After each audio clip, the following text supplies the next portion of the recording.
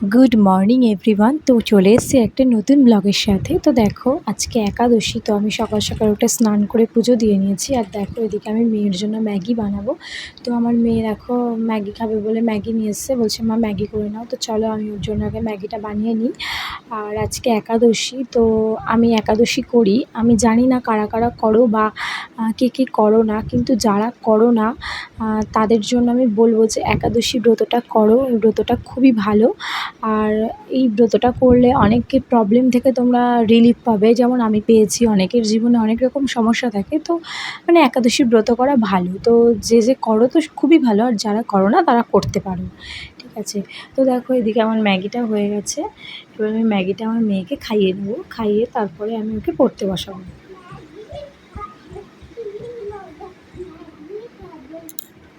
তো দেখো ওকে আমি ম্যাগিটা খাইয়ে নিয়েছিলাম, ম্যাগি খাইয়ে ওকে পড়িয়ে আমি গ্যাস মুছতে চলে এসেছি, কারণ আজকে একাদশী। তো গ্যাস ট্যাস সব মুছে তারপরে একাদশীর আর কি তরকারি করব।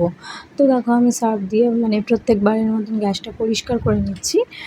আর এদিকে দেখো আমার মেয়ে হচ্ছে ক্যামেরাটা ধরে দিচ্ছে আমাকে। তো আমি গ্যাস পরিষ্কার করে তারপরে আর কি একাদশীর জন্য আমি তরকারি করব। প্রত্যেকবার আমি অনেক রকম সবজি দিয়ে তরকারি করি, তো এবার মনে হলো যে একটু শুধু আলু দিয়ে তরকারি করি, দেখি কেমন লাগে আর কি। সত্যি কথা বলতে বাজারে যাওয়ার কেউ ছিল না, তো সেজন্য আর কি শুধু আলু দিয়েই আর কি তরকারি করছি। আলু, বাদাম, কাঁচা লঙ্কা এগুলো দিয়েই আর কি তরকারি করছি। তো দেখো আমার আলুগুলো প্রায় কাটা হয়ে গেছে, আর অর্ধেক আলু আমি আর কি সেদ্ধ করব আমার জন্য, আর অর্ধেক আলু আমি শাশুড়ির জন্য তরকারি করব, ঠিক আছে। আর দেখো আমার তরকারি কাটা প্রায় শেষ। তো আমি এবার চলো তরকারিটা বানিয়ে নিই। আর তোমাদের ভিডিওটা ভালো লাগে লাইক, কমেন্ট, শেয়ার করে দিও। চলো টাটা।